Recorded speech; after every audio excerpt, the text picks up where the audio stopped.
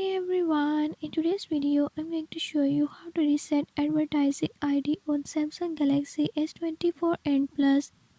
In this video I'm going to show you how you can do it. If you don't want to miss what's coming up, hit the subscribe button and ring the notification bell. Watch complete video and learn how you can do it. Let's get started.